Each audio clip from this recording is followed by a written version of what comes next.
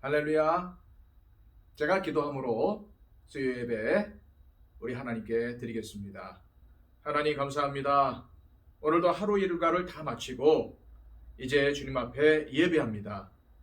하나님, 진정으로 우리 하루를 돌아보건대 전쟁과 같은 하루였습니다. 이 광야 같은 세상 속에서 악한 세력들과 싸우며 하나님 말씀을 붙잡고 오늘도 순종하려고 발버둥 쳤습니다. 그러나 우리의 삶을 돌아보건대 참으로 하나님 앞에 죄악된 부분들, 하나님께 불순종한 부분들이 많았음을 고백드립니다. 이 시간 예수 그리스도의 보혈로 우리를 정결케 하여 주시고 오늘도 영과 진리로 드리는 이 예배를 주님 받아 주옵소서. 이 모든 시간을 주님께 의탁하오며 예수 그리스도의 이름으로 기도하옵나이다. 아멘. 우리 다 함께 찬송하겠습니다. 찬송가 391장입니다.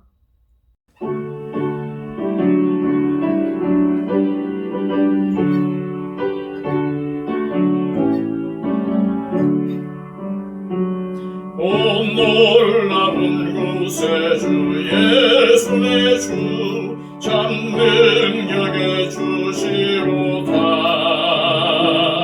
큰 바위 및 안전한 그곳으로 내 영혼을 숨기시네. 메마른 땅을 종일 걸어가도 나 피곤치 아니하며 저 위험한 곳 내가 이를 되면 큰 바위에 숨기시고 주 손으로 덮으시네. 오 놀라운 구세주 예수 내 주 내 모든 짐 벗기시네. 죄악에서 날 끌어올리시며 또 나에게 힘 주시네. 메마른 땅을 종일 걸어가도 나 피곤치 아니하며 저 위험한 곳 내가 이를 되면 큰 바위에 숨기시고 주 손으로 덮으시네. 측량 못할 은혜로 채우시며 늘 성령에 감아주사 큰 기쁨 중 주님을 찬양토록 내 믿음을 도우시네. 메마른 땅을 종일 걸어가도 나 피곤치 아니하며 저 위험한 곳 내가 이를 되면 큰 바위에 숨기시고 주 손으로 덮으시네. 주 예수님 공중에 임하실 때 나 일어나 맞이하리. 그 구원의 은총을 노래하리. 저 천군과 천사 함께 메마른 땅을 종일 걸어가도 나 피곤치 아니하며 저 위험한 곳 내가 이를 되면 큰 바위에 숨기시고 주 손으로 덮으시네. 이 시간 찬송 하나 더 하겠습니다. 함께 부를 찬송가는 387장입니다.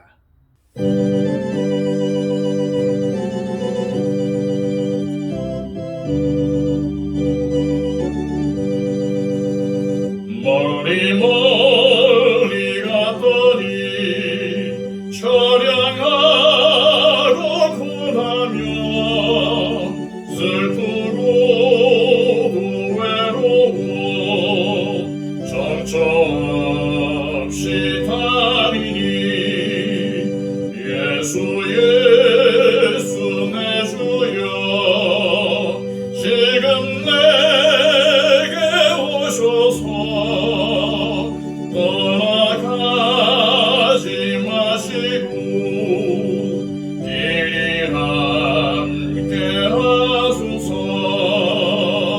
예수 예수 내 주여 마음 아파올 때에 눈물 씻어주시고 나를 위로하소서 예수 예수 내 주여 지금 내게 오셔서 떠나가지 마시고 길이 함께 하소서 가니다가실 때에 쓸쓸한 곳 만나도 홀로 있게 마시고 주여 보호하소서 예수 예수 내 주여 지금 내게 오셔서 떠나가지 마시고 길이 함께 하소서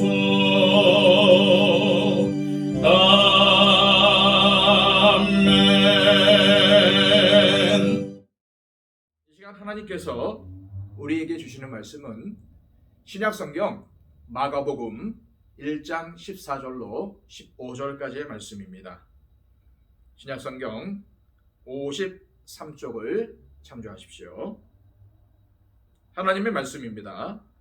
요한이 잡힌 후 예수께서 갈릴리에 오셔서 하나님의 복음을 전파하여 이르시되 때가 찼고 하나님의 나라가 가까이 왔으니 회개하고 복음을 믿으라 하시더라.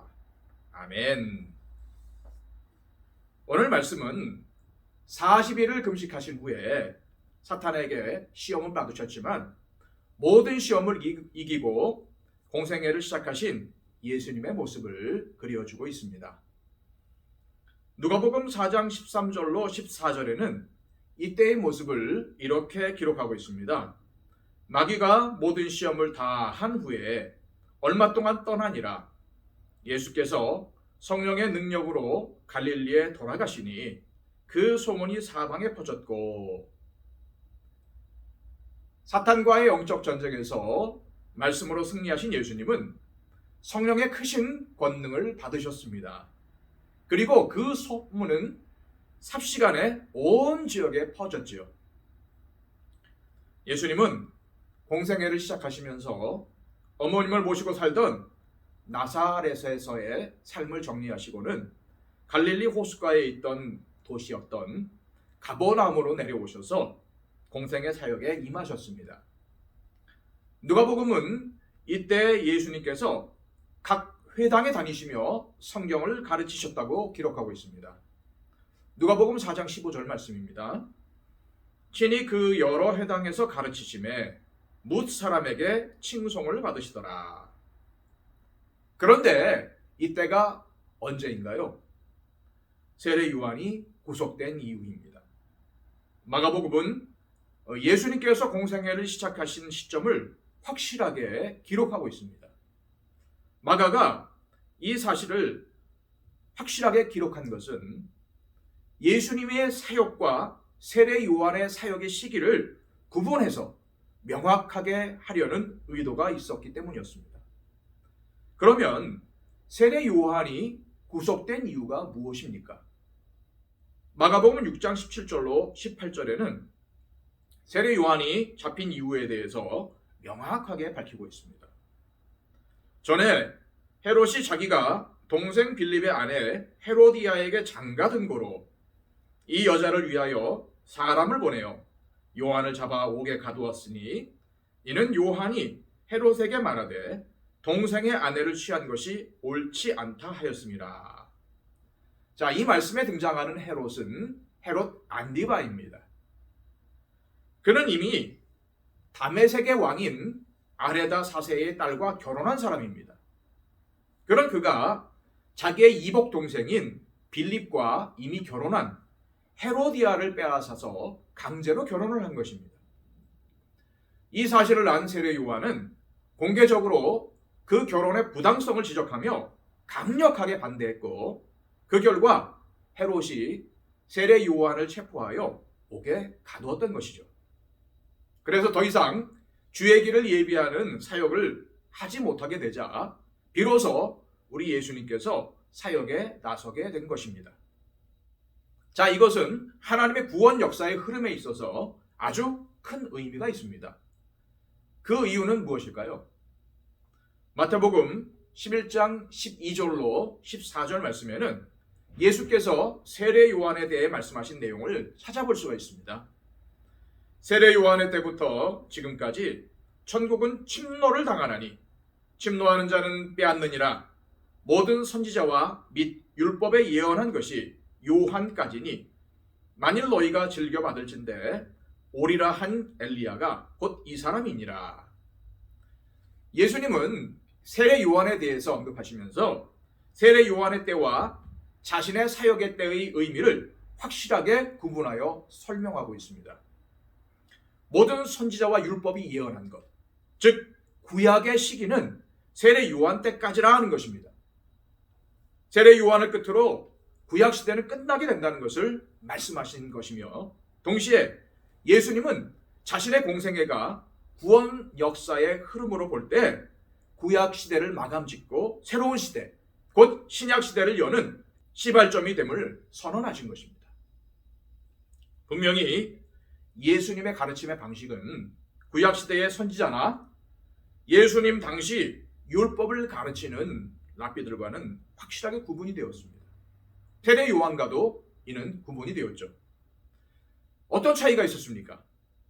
우선 생각할 수 있는 것은 사역의 장소입니다. 마가는 예수님께서 갈릴리 중심으로 사역하셨음을 밝히고 있습니다.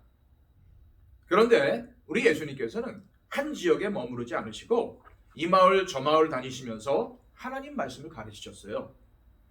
사실 그 당시에 랍비나 세례 요한은 한 장소에 머물러서 제자들이 직접 찾아와서 가르치는 그런 모습을 보이고 있습니다. 세례 요한만 보더라도 광야나 이 요단강이라는 특정한 지역을 중심으로 활동을 하여서 회개의 세례를 전파하였지만, 예수님은 그렇게 한 곳에 머물러 있지 않고 여기저기 다니시면서 복음을 전파하셨습니다. 공생의 초기에 주님은 갈릴리 지역을 중심으로 이것저것을 다니시면서 사역을 하셨습니다. 그리고 간간히 수도인 예루살렘에도 올라가셔서 사역을 하시고, 가끔씩 유다 지역을 떠나 근처 이방인의 지역도 방문하셨음을 볼 수 있습니다. 또 하나의 차이점은 사역의 내용입니다. 여기에는 엄청난 차이가 있어요. 세례 요한은 회개를 촉구하며 세례를 베풀고 주의 길을 예비하여 자신보다 능력이 많으신 메시아를 맞을 준비를 하는 사역이었지만, 예수님은 메시아로서 직접 하나님의 복음을 전파하시며 그 말씀에 순종할 것을 촉구하셨습니다. 이제 우리 예수님께서 전파하신 복음의 내용을 함께 살펴보도록 하겠습니다. 자, 오늘 본문 14절에는 예수님께서 하나님의 복음을 전파하였다고 기록하고 있죠. 이 복음이라는 단어는 이미 마가복음 1장 1절에서 사용한 단어입니다. 그리고 오늘 본문인 1장 14절 15절에는 두 번씩이나 사용이 되었죠. 복음이라고 번역된 헬라어 유안겔리온, 좋은 소식이라는 뜻입니다. 좋다. 안겔리온, 소식. 영어로는 굿뉴스죠. 그럼 우리 예수님께서 전하시는 복음은 무엇일까요? 복음의 정확한 의미를 여러분들에게 알려드리겠습니다. 복음이란 하나님께서 예수 그리스도를 통하여 행하시는 모든 일을 의미합니다. 사람에게 덕이 되는 세상적인 일이라기보다는 예수님 안에서 이루어지는 구원의 전 과정, 전 행위를 의미하는 것이죠. 즉 예수님의 탄생, 공생애, 구속 사건, 십자가의 순환, 죽으심, 부활, 승천, 통치, 재림 등등 하나님께서 온 인류를 구원하시려는 구원 역사 전체가 바로 복음인 것입니다. 예수님께서는 실제로 이 세상에서 이러한 하나님의 구원의 소식, 즉 복음을 전파하시면서 공생애를 시작하신 것이죠. 마가복음 1장 15절 말씀을 다시 한번 읽어보도록 하겠습니다. 이르시되 때가 찼고 하나님의 나라가 가까이 왔으니 회개하고 복음을 믿으라. 그렇습니다. 이 복음의 선포는 매우 중요한 말씀입니다. 예수님께서 이곳저곳을 다니시면서 많은 말씀을 하셨지만 마가는 우리 예수님의 말씀에서 제일 중요한 핵심 내용을 정확하게 기록하고 있습니다. 그것은 세 가지 내용을 담고 있습니다. 첫째, 예언이 성취되었다는 선포입니다. 15절 말씀에서 때가 찼고라는 이 표현은 헬라어 문법상 완료 시제로 되어 있습니다. 완료 시제란 진행 상태가 아니고 이미 완료된 상태라는 것을 의미하는 것입니다. 다시 말해서 때가 찼고라는 이 예수님의 말씀은 하나님의 섭리 가운데서 그동안 구약에서 예언되었던, 구약에서 말씀되었던 모든 예언이 이제 때가 되어서 성취되었음을 선포하는 것입니다. 다른 말로 표현하면 하나님의 구원 역사의 흐름에 있어서 이제 구약의 예언이 성취될 때가 되었음을 선언하시는 것이죠. 우리 예수님은 그때를 정확히 하셨습니다. 이제 자신의 공생애를 시작하시면서 그 때가 찼기 때문에 이제 공생애의 사역을 시작하신다고 선언을 하신 거예요. 이는 마치 한국의 민주화 운동이 극에 달할 때에 어느 한 야당의 지도자가 닭의 목을 비틀어도 새벽은 반드시 온다고 외치면서 민주화의 당위성을 확신하며 외쳤던 것처럼 예수님 자신의 공생의 사역의 때를 정확하게 아시고 또한 계산하고 계셨음을 우리는 알 수가 있는 겁니다. 우리 모두에게는 때가 있습니다. 하나님께서 정해놓으신 때입니다.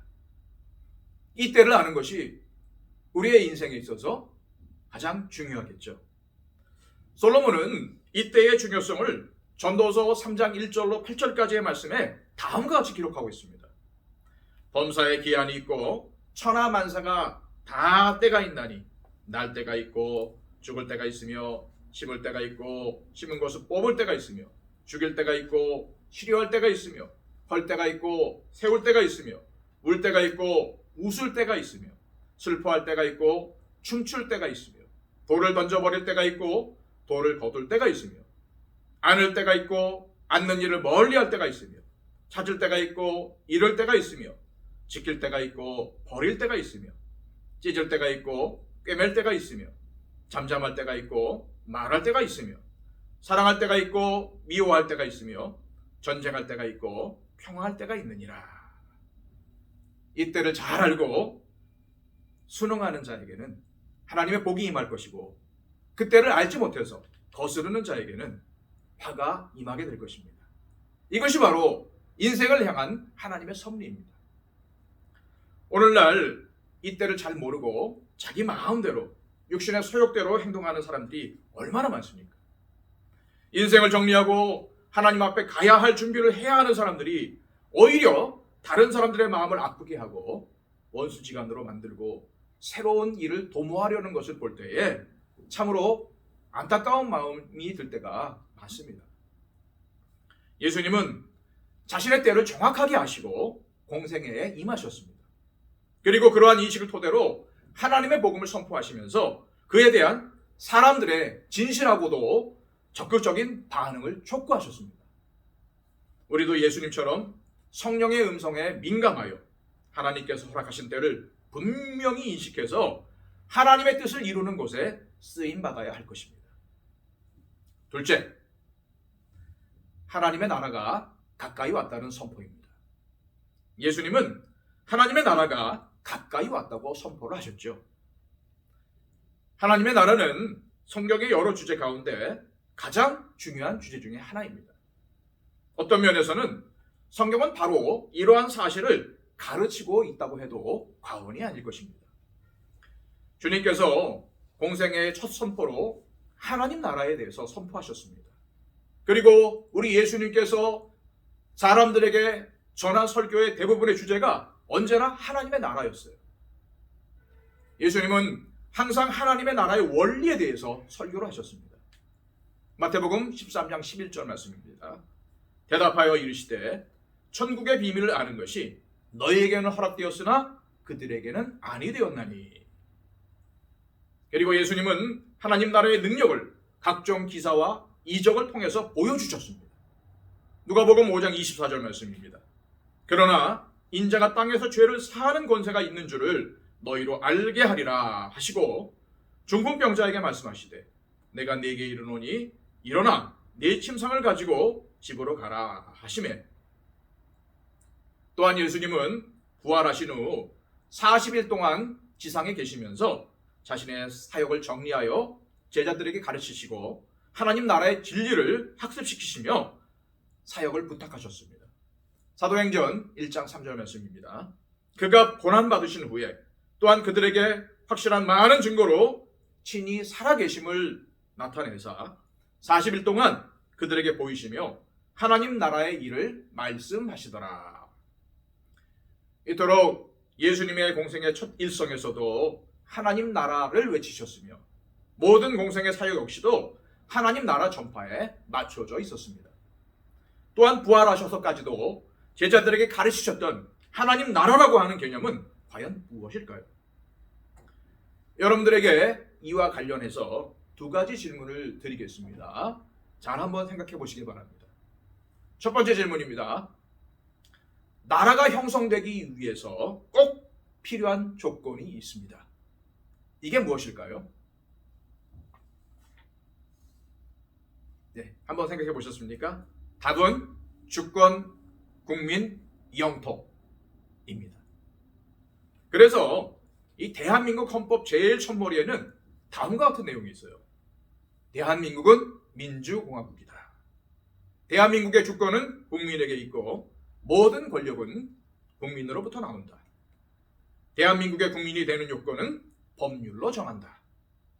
대한민국의 영토는 한반도와 그 부속 도서로 한다. 대한민국이라는 나라가 존속하기 위해서는 주권이 있어야 되고 국민이 있어야 되고 영토가 반드시 있어야 하기에 헌법 제일 첫머리에 이것을 명기해 놓은 것입니다.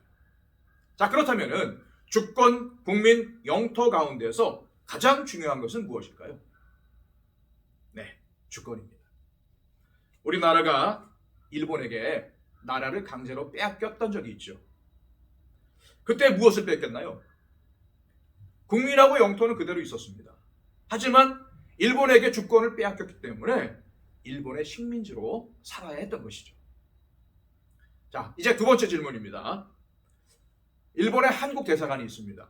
그 대사관 내부는 한국의 영역입니까? 아니면 일본의 영역입니까? 자, 한번 생각해 보세요. 네. 한국의 영역이죠. 그 이유는 한국의 통치권자의 영향력이 미치기 때문입니다.